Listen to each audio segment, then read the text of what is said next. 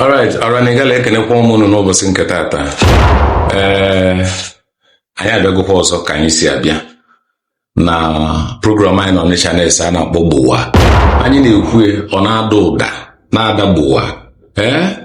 N'ụbọchị nke tata ọkwa mụnwa bụ yo anchor okwu egwu na Ogbu eji Uncle Oje wee malụ ma onye ihe awụ obodo dibịa nwa ọba mkpazulu ezu. Wee sị ka nkene nụ n'ụbọchị nke tata. N'ụbọchị tata o nwere ife anyị ji maka ya wee bịa. O nwere okwu dị mkpa anyị ji maka ya wee bịa. Maka na ebe anyị na-ebe a bụ ikwue ka o si wee dị. Wee sị ka m bulugodo ụzọ ka ngwakwanụ na onye anyị na ya nọ. Anyị gbabazie n'ebe anyị ji maka ebe ka unu nwee ike mara onye anyị na ya nọ. Wee sị ka nkene I have my friend Engr.Edozie Nwadiogbu onye umudo ya Abụrịka. Daalụ nwanne m. Edozie ekene eme. Edozie gwana kene n'ọra na ịgala ka m. Ekenekwa m onye inu nke onye anyị. Afa m bụ Engr.Edozie Nwadiogbu. Okay. Abụ onye umude. Okay. Abụ onye umuse. Okay. Daalụ nne Edozie onwelu ebe anyị ji maka ya wee bịa tata. Okay. Ọ pelu mpe mana o bukwala ibu. Okay. Wee sị o nwere ofu ife ndị mmadụ na-amarọ maka ebe anyị na ebe a bụ ka anyị kọwaa nke onye na-amarọ. Ọ bụrụ na everything anyị kwuru bụ 100% truth. It's okay. Because in every story, icheke any of my ga-enwelili ebe o sili mpeli. But sometimes we try to balance things. Okay? Kedu ife abịa na Ọnịcha anyị na-akpọ ya iwupụ mmadụ. Abịa na obodo ndị ọzọ ụfọdụ na-asị na ịsụpụ mmadụ. Ụfọdụ asị na ya mapụ mmadụ na amapụgo onye ahụ. Kedu ụdị ife ọ ga-abụ mmadụ mee n'obodo a wee wupụ ya? Ajụjụ ya amaka. Ife mmadụ ga-eme ka e wee wupụ ya n'obodo erika. Ife dịka gịnị? Ịtụgharịa ya nwe nke a na-akpọ incest. Incest ya. Ya bụ mmadụ idina nwanne ya. Okay. Ọ mmadụ ịla nwanne ya. Okay. Ọ mmadụ ịla nwunye ya. Okay. Ya bụ ebe zọgburu onwe ya. Okay. Ị ga-agụ nke a as number 1. Okay, that's number 1. Ikwu okwu igbu mmadụ. Yes. Ndị oyibo kpọrọ ya genocide. Okay, okay. Igbu mmadụ ajọka. Maka na onye gburu mmadụ ọ bụrụ ọ dị accident. Yes, yes. Mana o nwere ndị kpachala ụma. Bere ka mmadụ banyewala akodo n'ọgbọ nwanne ya. Pịagbuo nwanne ya. Ọ wale ya tinye n'ife. Oh, Ka ọ yes. wee mata ife. Okay, okay. Ya bụ ife jọwara arụ. Okay. Ọ mmadụ ibu ọgwụ obodo na-asọ nsọ. Okay, okay, okay. Ọ nwere ọgwụ mmadụ ga-ebute debe na biye obodo sọrọ nsọ. Okay. O busitebe mmadụ. Ịmana ọgwụ na-egbu mmadụ. Yes, yes, yes. Itinye ebe anya n'ife na-eme n'obodo a, ife a ga-agụli bụ alụ erika. Okay. Okay. So now alụ bụ ihe na-ebute eji ewupụ mmadụ. Mmadụ mee ebe obodo na-asọ nsọ. Okay. Ya bụ na ewupụ onye a. Okay. Ma ọ bụ na ọ bụrụ tili iwu onye anwa je go against Onye bụ ife obodo a na-asọkwa nsọ maka na obodo nwere iwu. Okay. Obodo mebele iwu. Yes. Ọ iwu a bụ ife na-ejikọ obodo. Okay. Mana ịtọ ọnụzie a ga-esi ife a obodo ji wee pili ya bụ iwu obodo onye bụrụ emere alụ. And obodo nwa the right isi gị jebe na gị na ba ama emekọzi. Obodo sị njebe ijebego. Okay. Ife nji wee bute okwu abụrụ ife ọzọ because abịa na Ọnịcha kịta ndị ewupụrụ ewupụ erigo nne. Okay. And obodo ọbụla na-pervert justice, you see a lot of things like that. Okay. Because okwu ụfọdụ bụ injustice nwere ike ibute iwupụ mmadụ ebe enwere fair hearing. Because na nwanne na nwanne nwere ike nwee okwu ọ bụrụ na the powers that be nwere onye favor. Okay. Amenye onye nke nye fair hearing a pass a judgment. Though I know that iwupụ mmadụ bụ a disciplinary action. Okay. So this brings me to your own case personally. Because now I will say that you are a victim of this even as I'm speaking to you now. Enwere okwu anọrọ m ka okwu asị wee mee maka na abụrụ m nwa Nwadiogbu. Okay. I say na ime obi ji wee wupụ. Even your father was accused of killing his brother. Okay. Do you understand? Anọrọ m omeo na anụ m egba ya ebe nnụrụ. Nọ m gị nwa bụ ihe ọ dịzịlụ. Kedu ka anya bụ okwu si wee bido? I nwere ike ịgwa anyị valid to that and whether you got justice from the palace. Because what has befallen you nwekwa ike ọ bụrụ na onwego ndị obi fọlụ maka oge ụfọdụ I just noticed that oge ụfọdụ asị na enyelụ judgment na ime obi agba obi dị nwike ọhụrụ ma maka the judgment onye ife mmụọ mụ na-agwa m ọ bụrụ na I might not be 100% accurate but enwere ike ọ bụrụ na mmadụ nwere gosi the powers that be enwere ike conjure a judgment against somebody. So but first of all kedu ife lead to iwupu unu? Nwanne m okwu ya maka ndị be anyị si na igbe m eziokwu aka azụ dị eme a na aka azụ abanye ego ya. Amara m ife men eji okwu anyị mana mụ ga-akwu otu nke mụ amadebe. Maka na ya bụ ife bido na-afịọtụ na be anyị ewe bido o nwere obere anyị dị n'azụ be anyị anabazi azụ. Nna nna m nwere akwụkwọ ọdebe ọ dere n'Oseka Nwadiogbu nwanne ya nna ndị nke nọ n'azụ bụ eze ama daa akwụkwọ na onye nwaanyị a bụ Oseka na nwa bụ ihe naanị abụzi anyị nke nnata ewebido nsogbu akpọ tọks akpọ polisi mana elu polisi wala akwụkwọ debere polisi na nwa bịaza ka baka otu anyị si wela anyị ba anyị ba weti ọsọ powers like you said ewelu power nye mmadụ onye ewele ya mebe fesọrọ ya ejihulu onye ichie ọ ga-eba mago na anyị abụrụzi anyị ba na o nwere ebe banyere mmeba na ọ ka onyezi abanya mana ife bụ ụzọ okwu bụ na onye nwaanyị abụ Oseka abụrụzi nwa Nwadiogbu na nwa onye zi nwa Ojiegwu ka ọ bụ nwanne m mmadụ na-asị na nwanne ya abụrụzi nwanne ya. Ekwudo m nna nna m nna nna m nwụrụ na 7th February 2003 enye ya na Maachị. Ekwudo m nna nna m ekwudo m nna banwa mana agwakwara m na anyị abụrụ anyị na anyị abụrụkwa anyị nna m na anyị nwere onye nwe n'ụlọ Kaduna na abịa bụ Olise Iloka anyị na ọ nwere anyị ga-abịa ebe ndị ndọ maka na Olise Iloka nwere ụmụaka Olise nwere ebe ka ị ga-enye ọ ga-eko n'elu mmadụ a na-asị na nwanne ya abụrụzi nwanne ya maka anyị onye bụ ife bụ na Ọnịcha na be eme bụ ife a na-eme ewere ụfọ obele ife a na-etikpọ obodo mmadụ ga-eji maka eme ya ọnụ ya si na nwanne ya abụrụzi nwanne ya. Mana ya bụ ife bụrụ nwanne nna m ejegote igwe ewide na onye lụba aka zọta anyị ya ka fa nwanne lụba aka ka fa gbaba nna m mgba fasọ sililo na nkeba anọkata anyị nakwadesigo ka anyị malụ ka anyị tụnye nna anyị ugo. My father afia bụ Joseph Okechukwu Nwadiogbu ọ dị 75 years. Anyị enega anya nwoke agba ntebego ka o soro nwa anwụli ndị ibi enwe maka Ogechukwu gọziri ya wesị ka anyị dozinata ụlọ ndozinata ụlọ ka anyị na-edozinata nwanne nna m belesi bata n'aba na ị na-etikpe ịba ọjọọ akadebe bụ ịba na nna unu bụ akụ nne lụrụ ụlọ na-abụ bungalow na one story ekego n'ihe otu esi aka ife na Ọnịcha ọ dị ọba bụ ife nwe ebe nna bi my father bụ ife bụ dị ọba mana papa unu ji aka ya wee dị ede ka ọ ya lebụ na dị etiwa na o sebele okwu o wee dee ya nwa m nwoke bụ Joe nwe ebe a mbi Alex nke nwe okpuru n'elu Christopher nke nwe enu o wee desi ya wee je submit ebe a na-akpọ probate ilu ọ ga-akọ nna m akụ awe anyị nwabi n'okpuru n'elu oge ahụ Alex bụ ifesa anyị kwapụrụ ya n'ebe a ebe enyere ya na o nyere anyị 1 month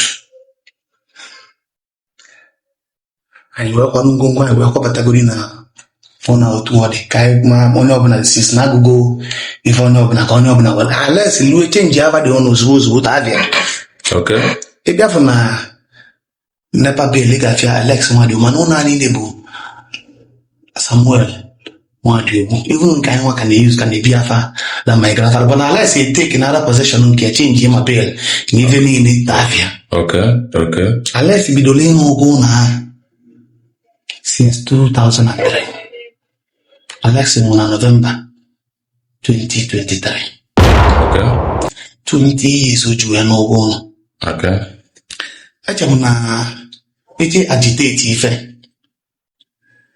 otu ị na-ele anya fụ na ịlaikere ife nna ọkwa ijebe court yes ị contest ya will your father mana ị contestịrọ the will iwe na-anụ ụgwọ n'okwu na-ekpu tenant onye bụ first caretaker ya bụ akụnwata ilukwe na ya akụnwata na-asị ya Maji late Abubakar Ọfịa bụ another caretaker bụ lọya ya na-anatali ogun before o nwere onye bi n'elu be anyị o metere third caretaker Sunday Obayi he contested for 20 years e were n'ogo unu 20 years ịpụtazi oge nwanne nwoke chọsi idosi benyanwa isizi ya na benyanwa bụ ịba mana ndị ime obi nyere anyị judgment na nna m apụrụ ịba kedụzi otu onye nyesizi judgment na ọ pụrụ ịba bia esizi wee bụrụ ịba onye na-apụrụ ịba a na-enwe ịba onye na-apụrụ ịba ọ na-enwe ịba nwanne m onye nye that judgment bụ onye na ama mpụrụ nna m mmụọ ọvụụ nọ ndị siri mmanya na nna m apụrụ ịba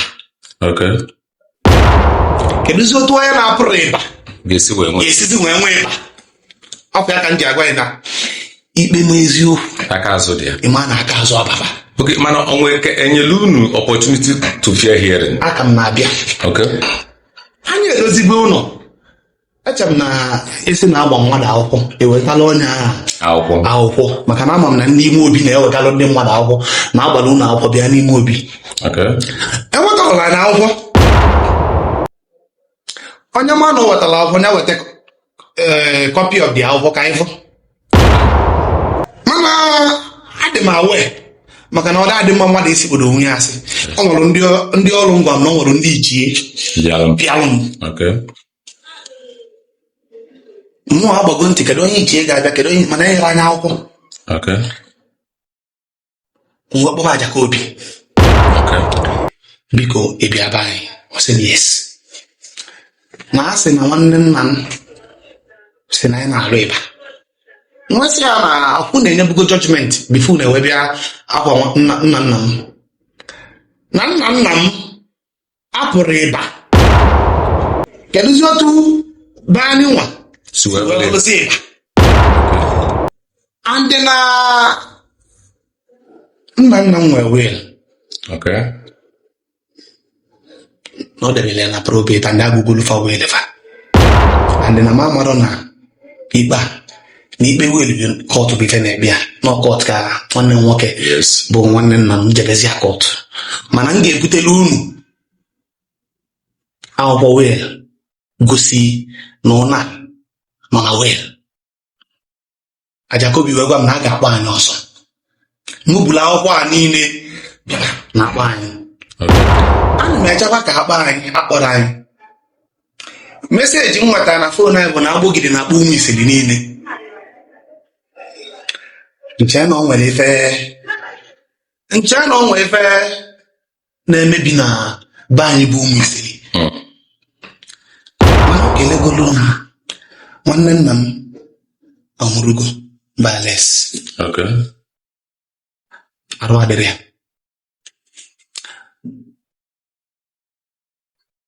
ọ nwụ na existe hotel mana mma m baba n'ime ebe a mana onye nwere anwụ ọmụrụgo eluzie m ime obi akpọ Alex Nwadiogbu my father bụ Alex ọ nọ shọkụ na nwanne ya nwụrụgo arụtie ya ọ pụta nwere iru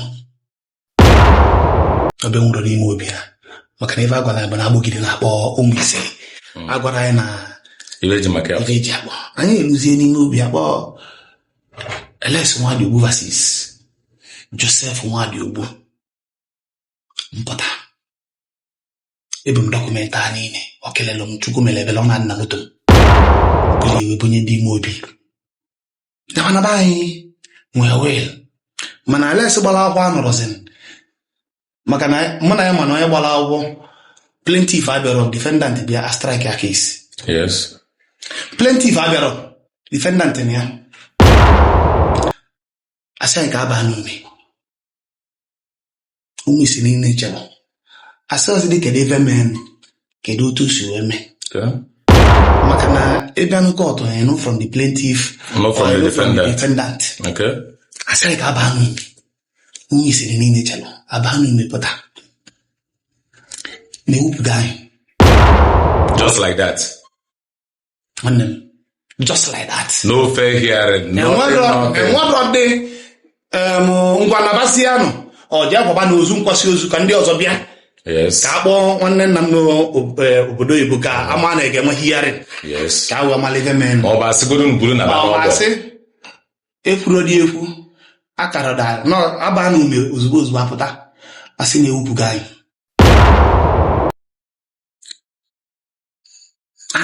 did you contest?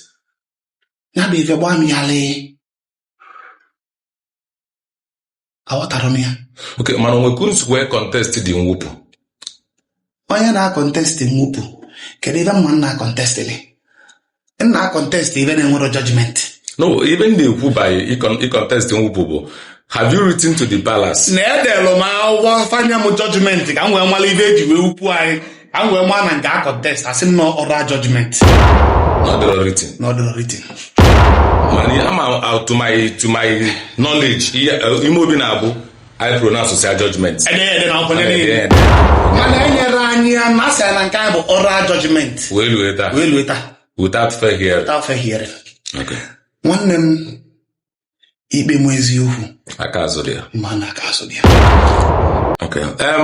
ibe njiwe na-ekwu kwa njiwe jụọ anyị ya bụ ajụjụ bụ a na-enwe different sides of stories abịa na Ọnịcha ụfọdụ ebulugie na-eje na nna egbu nwanne ya then ụfọdụ si na nke nwa ji wee mee nke nwa and the issue bụ na onye nọ ọkọlọ na-eje nobody wants to hear the other side of the story so ifrọm ọbịbịa ịbịa kịta ndị na-amarọ ga-amalụzi ma ndị ichie dị involved now the issue is this ife a na-ejele ime obi adịfe ukwu akịta na-ejela agba ogidi o nwere onye bụ an encyclopedia of anything enwekwala ike enye judgment in error a na-correct ya etu a your own case si wee dịkịta enwekwa ike ịbịa na Ọnịcha anyị a enebekwa anya enwe mmadụ ịbụ a na-eto enye similar judgment.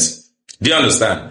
If what I am pleading okwu ka ọ bụ bụlụ ilu I am pleading to the Obi in council ọ bụrụ na ọ ga-adị possible ka agba ogidi tinye ya bụ okwu anyị let us revisit ụfọdụ ndị ewupụrụ ewupụ ka anyị malụ ma enyedụkwa over fair hearing in the first place because ọ bụrụ na enyere fair hearing the probability of perverting justice in the land. Nwanne m enwe n'iwu okwu ya maka na ibulu okwu jebe ebe agbogidi ilugo final bus stop. Yes. Maka na igwe anyị bụ ema abụ nsọ. Yes. Ife eji akpụ ema abụ nsọ abụrụ na ọ nwere nọ na anyị emegi anya ma na olulu ife nwoke. Okay. Onye bụ Obi of Ọnịcha elugo ife eji akpụ mmadụ. Igwe anyị bụ ema abụ nsọ. Yes. Dịka isi ekwu before ana m achọ ka m digest ya onye na-alụ ụlọ o mere alụ mgbe ya na-alụ na-emere alụ ị ga-eji maka na mmadụ na-alụ bie ewupụ onye a n'Ọnịcha ebe nji ekwu ife a bụ na achọ m ka onye nwe obodo n'ọnụ m maka na enego m anya ebe niile n'anya n'iru jụọ ajụjụ ebe niile m ga-ajụ ọ na mmadụ na-alụbie ka ị ga-eji wee sị na ewupụ gị, maka na ọ nwere ife akpọrọ alụ eji wee na-asị na eji ewupụ mmadụ. Yes. Ọ mmadụ lụba ụmụ ya ọ ma alụ. And all this while unu bi n'ụlọ a na-alụrị alụ For 20 years papa m n'ebe a ka ibi. and amana ibe niile a unu bi ebe a there was no contest. Enwere onye nọkọtanugo one day si na ọ bụrụ ebe a na ọ bụrụ anyị nwe ebe a nọ na unu lụbazili ya nọ na anyị na ebe fanwa nwe na fatinye tenant na-anụ ụgwọ ụlọ anyị nwa a contestịrị ọkụ ya abịa n'ogbe okwede sifa wetaka n'ego ụgwọ ụlọ fanwa na-ana fanwa na-eli ebe a sị na enyere anyị ka anyị nwanụ ebe enyezila anyị ka anyị tọnụzi lụba anyị eme alụ. nsogbu adọrọ okwu ya amaka ibe nji wee sị ka ọranigala n'ụlọnụ anyị bụ ife ọbụla na-eme even people that have similar cases because ebe anyị nọ n'Ọnịcha na-esi na Gbowaa bụ anyị na-ekwu etu ọ dị irrespective of whose ox is God. We are not talking with sentiment here. What we say it the way it is. Like kansi wefu asịgo m agba ogiri na obi nke nsọ. This is the best I can do for this, to let you hear the other side of the story. Maka enwe ike okwu ụfọdụ the people that are in power ndị nọfa nso anaghịfa wrong information. Ịma na ekwuru okwu igbu mmadụ na ọ nwere ndị ka ọnụ maka na anụ kata mbịa bụ ihe ịkọ dịka nwedịgodi oge nga kata na Ọnịcha asị na ebe nweju aba kedu otu o nwere langweji uvonye nwa lụọ sị na kedu otu ozugbo ekwuziri ya na ụta mgba na adụrụ ụta mgba nweju aba biko kedu ebe bụ ụta mgba maka na eri nna gị nne jiri ụmụ anụ mebe ebe bụ ụta mgba. Ụfọdụ si na olisiri nni wee daa, ụfọdụ si na ọ jere ụlọọgwụ ụlọọgwụ a kedu avụ ụlọọgwụ a sị na ọ jee sị na ụlọ nsị a ụmụnne m ka anyị kwuru n'eziokwu na Ọnịcha ka anyị bụ asị na mmadụ kwuru n'eziokwu maka nlive nwanne nna m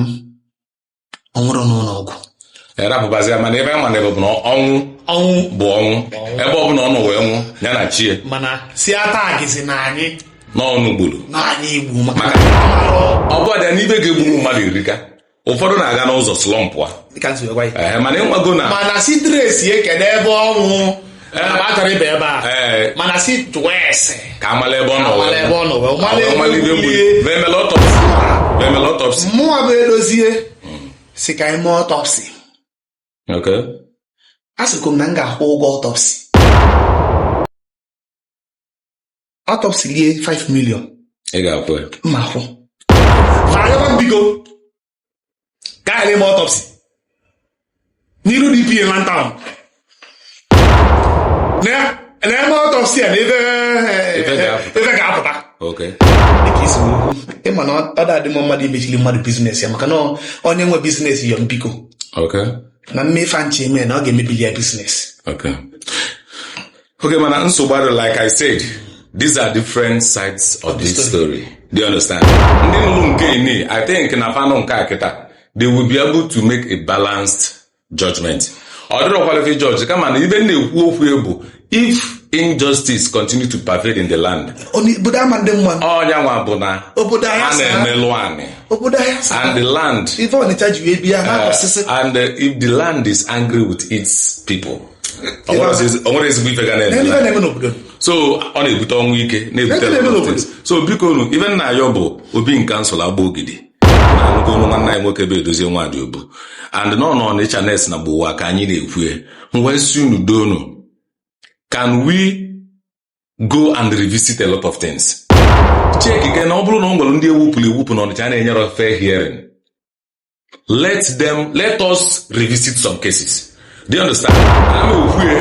Na nwebi na mụ na-edozie dị na mma maọbụ na mbụ an advocate to ndị ewupụ. I am never an advocate to ndị ewupụ. But I am saying achi ewupụ mmadụ nya bụlụ in fairness. Na o nwere alụ onye ame na dị obodo njọ. That's what I'm saying. So ka ọ yala ịbụ na mwupụ a na-ewupụ mmadụ n'Ọnịcha, either not the political or na it is meant to punish somebody because na ya na onye nọ in power adịrọ na mma. Do you understand? Because that is part of injustice and anyị Ọnịcha na-asị ya nsọ.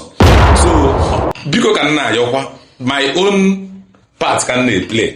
So wee na-ayọ biko nụ si tinye ya bụ okwu ọnụ. Enwe any form of injustice dị in this land, let us revisit it and make sure maka na nwere ebe jeta n'ụwa anyị bịara. Ụwa bụ onye nọsiọna. Wee si nụ nọ n'ebe a n'ụbọchị nke taata ka anyị na-akọ ya ede. Anyị na-akpọ Gbowaa na Onitsha Next. Ọmụnwa bụ your anchor bụ Engr.Edozie, popularly known as Uncle OJ, onye ihe awụ obodo Odibia. Ekenekwa ụmụnụ na my friend bịara today bụ Engr.Edozie Nwadiogbu. Anyị na-asị unu na unu share this podcast oke isi ama esi unu n'aka ka ma na-arụ share anya ka ndị na-anụrụ wee nụ, ka ndị na-amara wee malụ, ka obodo anyị wee dị mma. Daalụkwa na onye afụrụ tata si fie echi. Daalụ.